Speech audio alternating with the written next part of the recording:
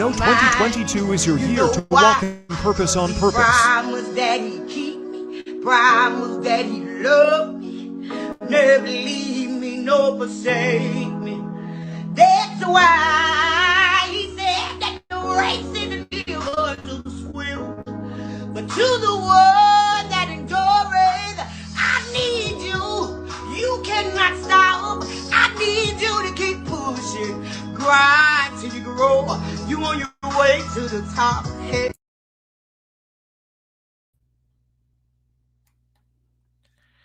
Good afternoon, good afternoon, good afternoon. I want to welcome you guys to another episode of Ladies of Legacy.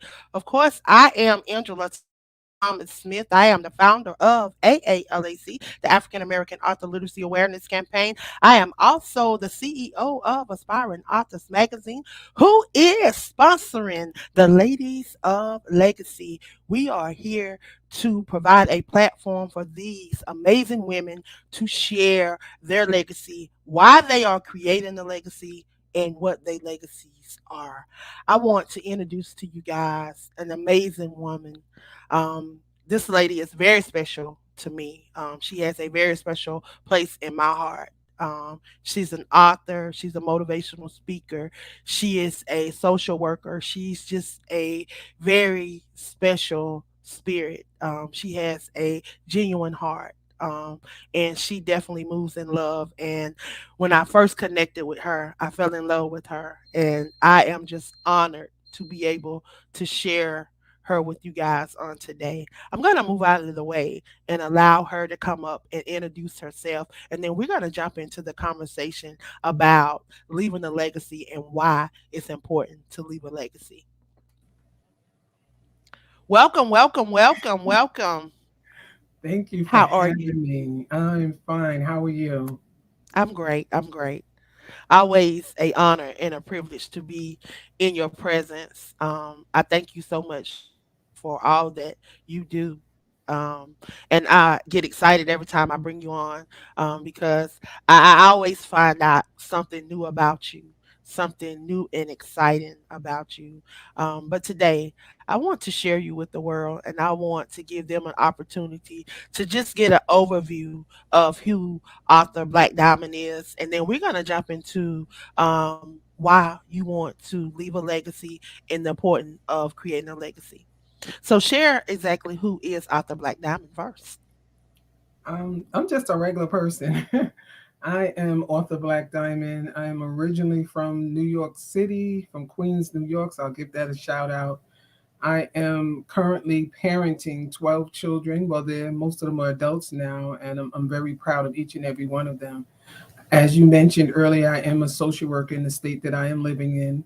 I am the author of the Stacey F. series of children's books and also the author of 1380 Prospect Avenue, which is a book that is very close to my heart. And I am the youngest of 8, and I am here with my mother. And I always mention my mother because that's my best friend. She's just my world. She's everything to me. And we're going to be, I guess, walking down a journey with her next month as she celebrates her 97th birthday. So this is who I am. I don't like talking about myself. I usually talk about other people because I try to help other people. And that's something that's just in my heart to just do. It's just nobody had to tell me to do. It was just something that I just wanted to do. I came into this role as a social worker, not because I wanted to be here, it's because he wanted me to be here. I graduated from high school and I wanted to go to college to be an international judge, and something pulled me back into it. And I'm not going to say something, it was someone, and that was my niece and my sister. She had came back home to live with the family, and during her journey of coming home, she had fell in a dark place. And as her sister, a little younger than her, I wanted to be supportive and I wanted to help. But as a teenager, I didn't know what to do and how to help. But to make a long story short, I wound up helping out by trying to, and I did obtain custody of my niece. And that started my journey of taking care of children and families. At the beginning, I love my children, don't get me wrong, but I didn't want children in the beginning because I just wanted to get my education and the foundation of who I was first. But he had other plans for me.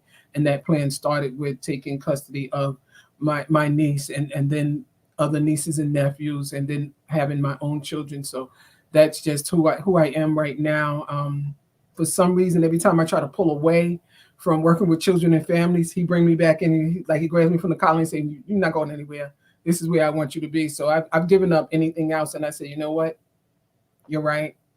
You're in control, and this is where I'm going to be, and this is what I'm going to do. So this is Blaque Diamond in a nutshell. Wow.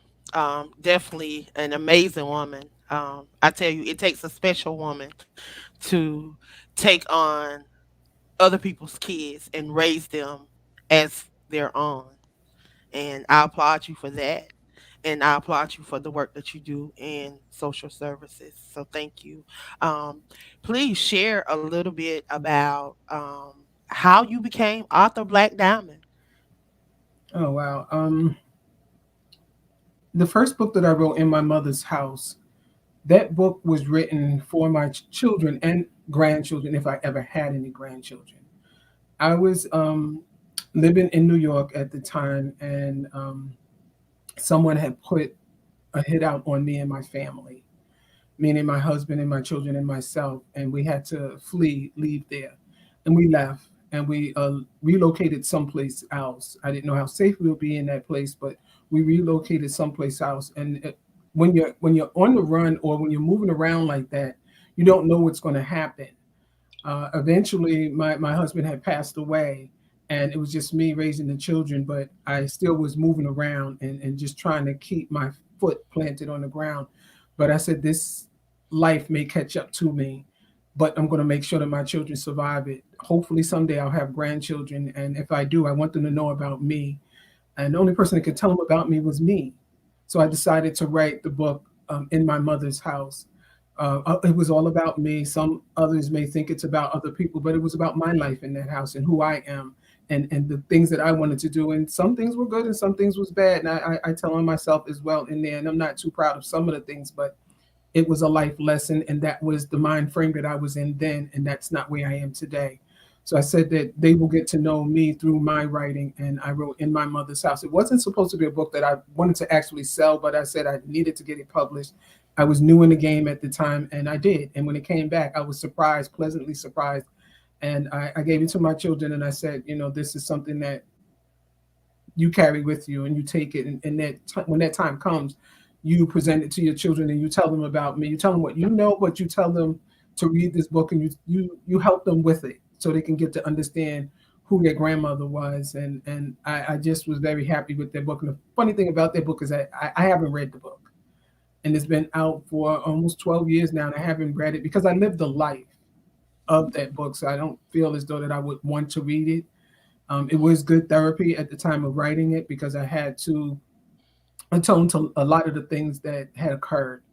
And we are thinking about writing part two. So I do have to take some peeks at it to know where certain things ended. I'm pretty sure I know where it ended, but I just want to make sure that I give the readers everything that I would love for them to have in that book. So that's what started my journey with that book. And I just left it alone. I said, okay, I made that book. That was it. And I moved on. But I wound up obtaining custody of other nieces and nephews. And one of them asked me, why was he adopted?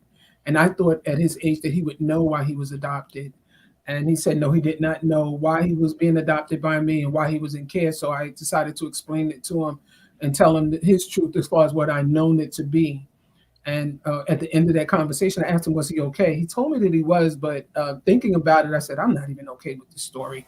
So I left it at that. I said, if you have more questions, I'll answer them. But when I looked over his shoulder, I noticed that his younger sister was sitting there. I said, someday she may ask me the same question. So I want to be prepared and make sure I have every element of what she would need to be able to carry her through her journey, because they came into care at different times and for different reasons. And they didn't even know that they were siblings. They didn't even know that the other one existed. And the siblings that I already had of theirs didn't even know those children existed as their siblings. So it was more like a puzzle being put together. So I wrote it in a book to make it easier for her and for the rest of the children, as well as for social workers, when it's hard to engage children as far as foster parents, when they want to know what tool to use when the children come into their home, because it can be very difficult. So I decided to do the Stacey Ebb journey on children's books with foster care and adoption, so it would make it easier for them to use it when they have a child coming into their home, or when you're working with a child and they don't understand what's going on. So I figure anybody can use it, even if you're just a parent or a neighbor or someone. Anybody can use that book. Wow. Definitely some great tools, and especially the day and time that we're living in. I see a lot of different people having to take on role as mom and dad that are not natural moms and dads to the kids. So I applaud you for all that you're doing.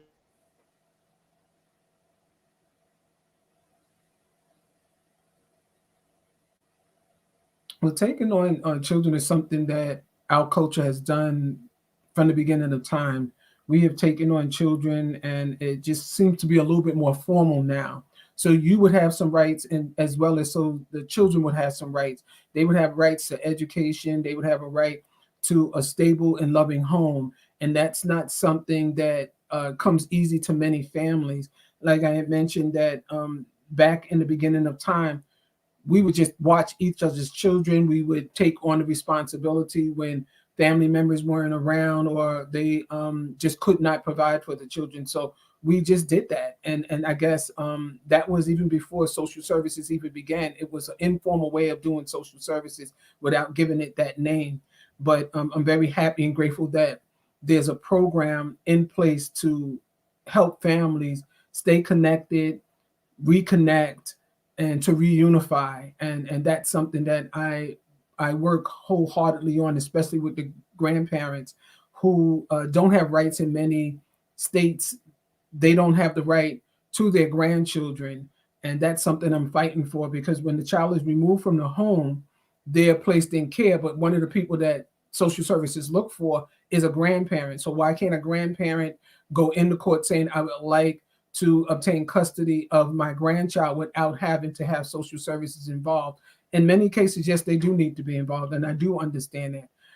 I had to go through that journey myself, where um, I wanted to get custody of my grandchildren, and the first time that I had went, I lost my case, and the children are doing thriving, and they're with the right parent, and I see them from time to time. But it taught me a lesson, and I learned a lot of how to go about it and what tools I needed to use to be able to obtain custody of grandchildren in the future, and to help others.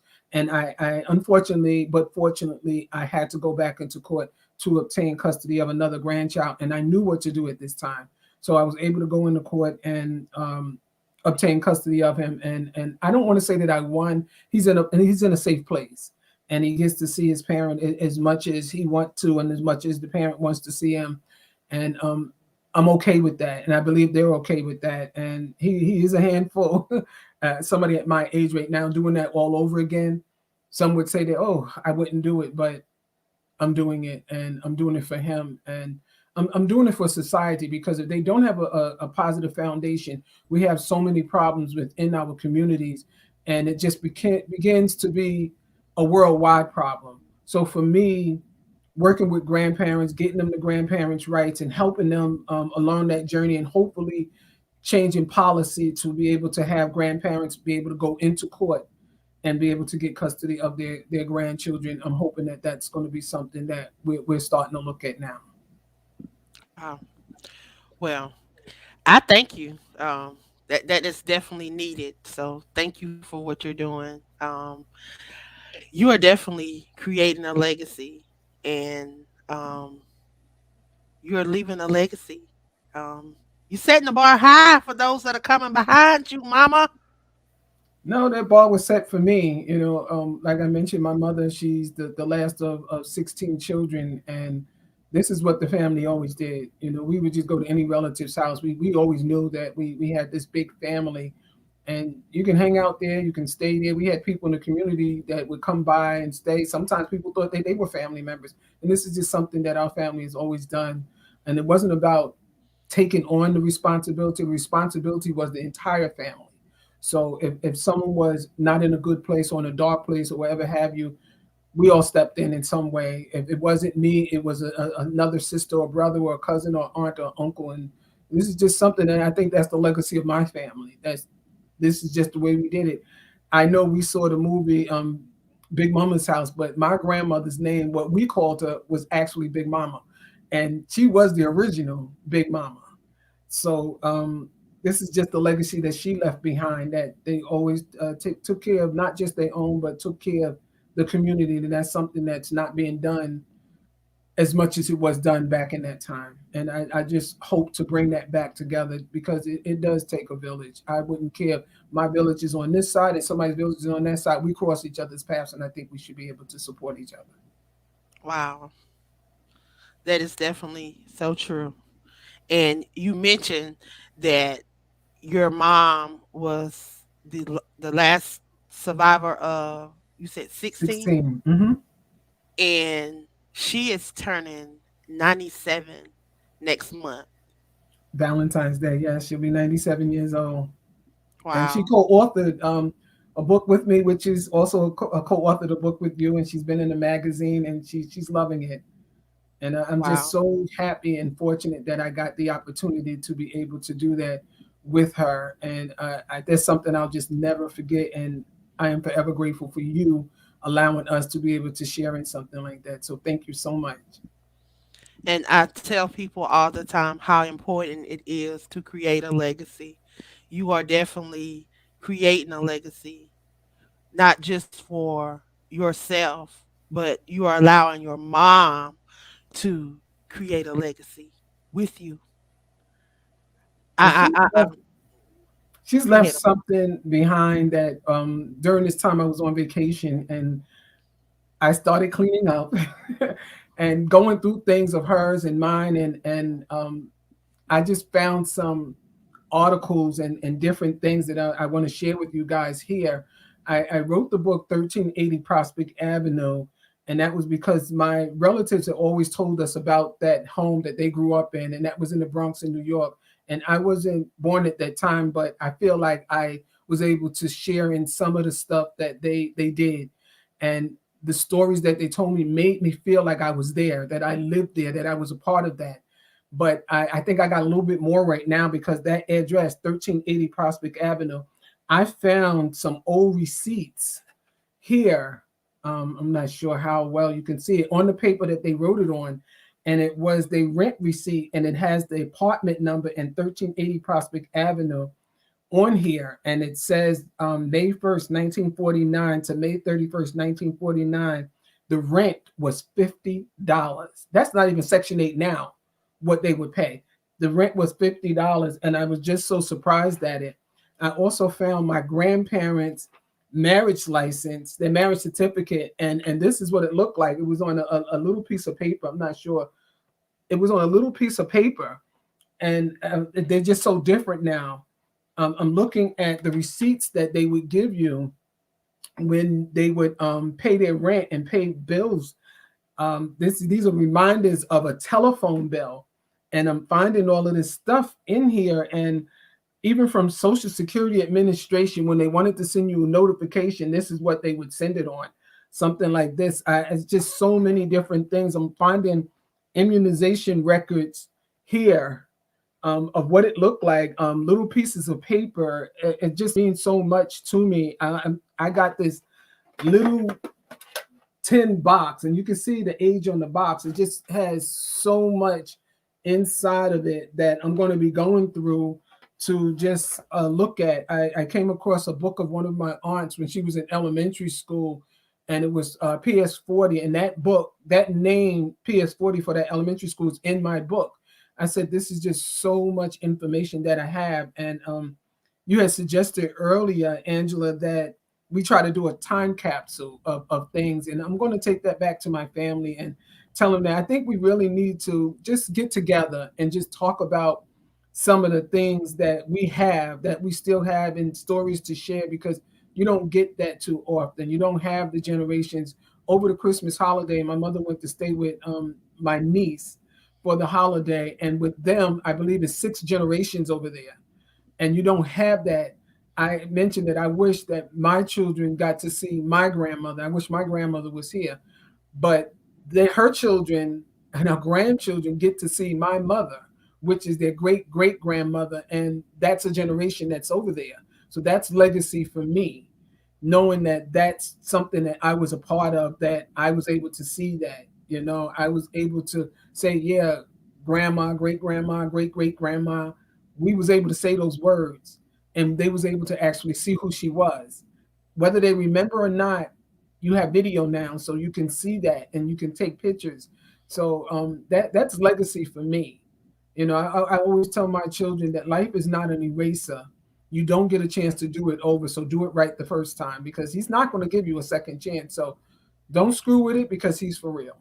God is for real, and he's given me this opportunity and this chance, and he's allowing me to find these things, and it just means so much to me to be able to look at them and to marvel at them. And I'm just looking at my uncle's medical card of the way they just put it on something so small, and it's just amazing how things have changed. But I think if we go back to the beginning for a lot of things, it may help us now. And that's what I'm about. I'm about to dig into some things and see where it would take me when it comes to child welfare. So I'm going back into history of when it started, because I know that we're missing some pieces. And I want to be able to pull some of those pieces to where we're at now, because children are still dying, families are still broken, families are still falling apart. And I think that we need to go back to the beginning to see what started it all and why we put certain things into place in order for us to feel like we're in a safe place.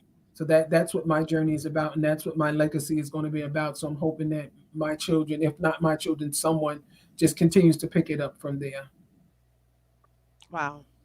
Well, that is definitely a legacy to leave, and I thank you for stepping out on faith and leaving a legacy.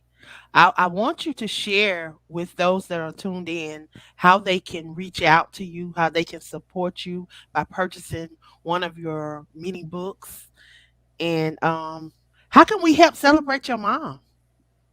Oh, I don't know how we're gonna do that this year. Last year you just did such a blast with her, and we was on Google Meets and Zoom, and we had people calling in and talking to her, and we celebrate her birthday for 2 days, for 2 days, and she just kept talking about it over and over and over again. So I don't even know how we're gonna even come close to that this year.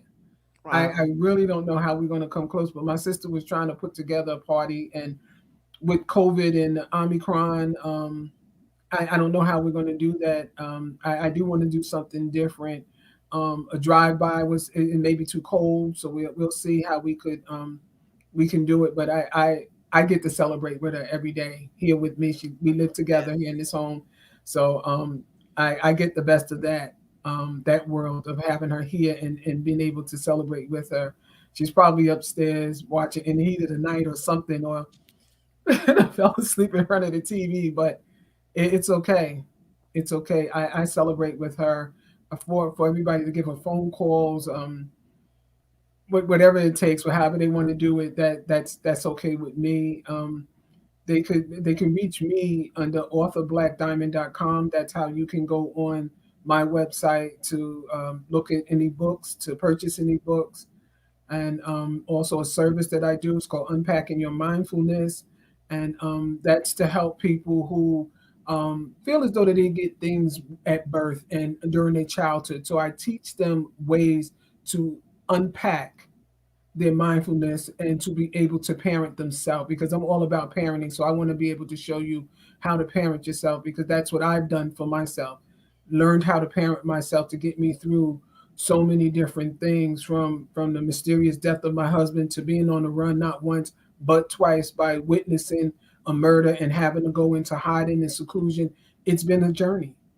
It's been a long journey. So I had to learn how to reparent myself, and I want to be able to support people with that. So you go on my website, you'll be able to see that. I'm also on Facebook under Author Blaque Diamond, Instagram the same, Twitter the same under Author Blaque Diamond. It's spelled BLAQUE, and that's one of the ways they can reach me, or either they can go to me by emailing me at Black Diamond, BLAQUE Diamond 357 at Yahoo.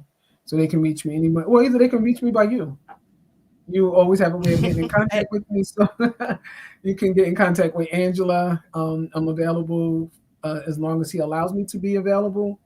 And it's a safe space for me to be in and for you to be in. I'm available. And also we have streaming and Google Meets and Zoom and all this other technology, so we can always stay in contact with each other.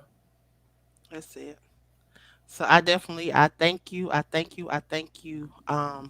Do you have anything coming up that we can support you? Um, I am working on a new book. It's definitely something that's different. It is not a children's book. Believe me, it's not. What I can tell you is that in order for me to write this book, I have to be in therapy to write this book because it'll take you to another space and place. And I'm very proud of this book. I'm hoping to do what I will tell you is I'm hoping to do a one woman show with this book. So I'm in the works with that, and I have someone who I'm going to be working with that as well. So we have a lot of things coming up, and we're hoping to do a release of it. But we're hoping that we can do it in a safe place. I want to come home to New York to do a release, and here in the state that I'm in to do a release. New York is always going to be number one to me, no matter where I live. Um, so I will be coming home to do the first original and initial release of the book, and we're just so proud of everything that's going on with the book, from the cover to the title. I am so excited about the title. It's going to throw some people off, but I'm not going to change it for anything in the world. I'm in love with it, and I'm loving the character. Wow. Well, I am super, super proud of you.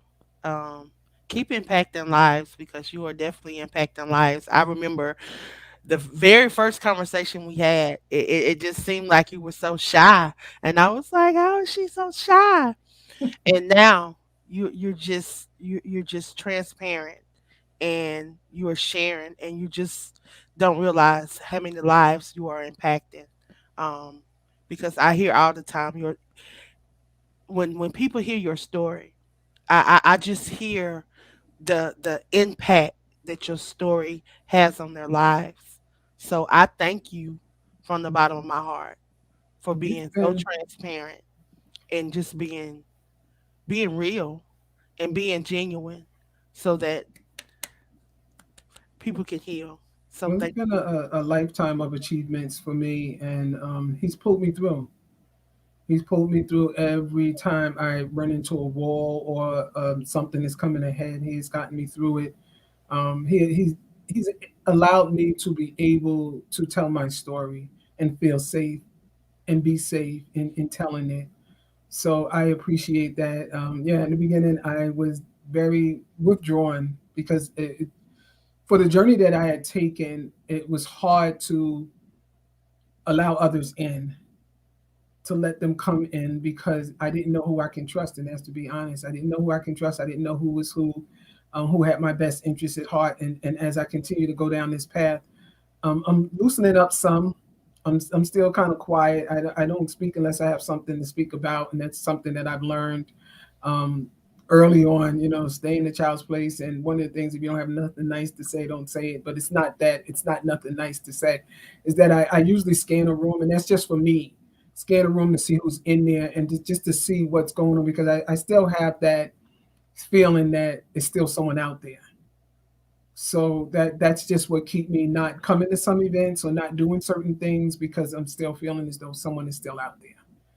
And I know that I am safe because I know I have several angels watching over me, but you just don't shake that. You can't shake that overnight. It's not something that I think that's going to ever disappear. My kids are doing much better than I am. I see them every day. I'm like, you're going where? And they're like, Mom, really? And it's just something that's in me. I guess because I'm the parent, I'm going to still be overprotective of them and the things that they do. I remember one of the hardest things that we did was me teaching them how to play dead in the event that something happened, teaching them how to keep our things packed up in the downstairs closet. So if we had to make that run, who was to grab the case of water, who was going to grab the birth certificates and social security cards and the identifications that we needed, and who was going to grab the clothes, and who had the kids. And had to make sure that my son knew how to drive and he had his license, and just told him to just keep going to the next location. Don't worry about looking for me or waiting for me. Just keep going. We'll eventually catch up with each other. If we don't worry about it. Don't look back. Don't cry. Keep going. So those are one of the things that we had to teach them. And then to teach them to lay in certain positions in ways that a person may think that you're dead and you're not really dead, but they're not going to sit there. A lot of people won't bend down and see if you got a pulse. Just play dead. Here's a way to do it. Don't breathe. Hold it in a certain way. Stand in a certain position. It's just so much that you had to teach them in such a short period of time, and those are just things that you just don't forget. I'm hoping that with them, and what I say to them is that I apologize to them over and over again because of the journey that we were on. I wish life was different for them. How they're managing in the way that they are, they're much stronger than I would have ever given them credit for. They seem to be enjoying life. I'm not going to say they're problem free. I know they will never forget. I do tell them that it was not something that I did. It was just a place that we were in. We I can't say we were in the wrong place at the wrong time, because we were in our own home, in our own environment. And this is where things happen. You don't know what's going on behind closed doors of someone else's home. So I just tell people just to be mindful when you see your neighbors, when you see certain things happening. And it's not about being snitching, or just be mindful, that things are going on in people's lives. You may be blessed in a day. You could be blessed, and in a day it could be taken from you. Life can turn upside down, and life did. We were homeless 3 times. And a lot of people, when I tell them, they say, "No, you weren't." I said, "Yeah, we were. We were without a home 3 times. And I had to do it by myself with children. And it wasn't easy. But they're survivors. You can ask them things and they'll tell you, boom, just like that. They'll tell you how to get here. They'll tell you how to do this. They'll tell you how to apply for that. They'll tell you, they know. They know how to work the system the legal way. They know other things too, but they know how to get what they need. So they're very, very resourceful. So that's something that I leave with them, and I want them to hold on to, because you're going to need it in this world. You're going to need to know how to survive, because it can be cruel out there. Nobody wants to hear your story. They don't want to know that you were homeless 3 times. They don't want to know that, you're not going to run around telling everybody, "Oh, I had a hit put on me. Oh, I witnessed a murder." You're not going to do that. But whatever you do have, as far as my children, hold on to that and know that you can always use that as survival and as a resource for yourself. And just hang on to that, and you'll be all right. Wow. Your journey. I thank you. And you are definitely leaving a legacy. So thank you for that. Again, before we leave, how can people reach out to you and support what you're doing? AuthorBlaqueDiamond.com, my website, and my email, blackdiamond357 at Yahoo. That's the way you can contact me. Well, thank you. Thank you. I definitely want to thank you for stopping by. Is there anything that you would like to leave the listeners before we leave? Yes, just to stay safe, um, mask up if you can, and just to keep loving each other, and just knowing that we were here because he put us here for a reason, and he was able to give us that. Let him know how you appreciate him by taking care of yourself, and taking care of each other. Amen. Amen. Well, thank you for stopping by, and you have a great rest of your day. Thank you, everybody. Thank you. I want to thank you guys for tuning in today to Ladies of Legacy Show. I am your host, Queen of Collaborations, Angela Thomas Smith. I want you guys to stay tuned. Stay tuned. We have some more amazing women that are going to be coming up later on. I love you guys, and I want you to be blessed. You can follow me on Linktree, Queen of Collaborations. Be blessed.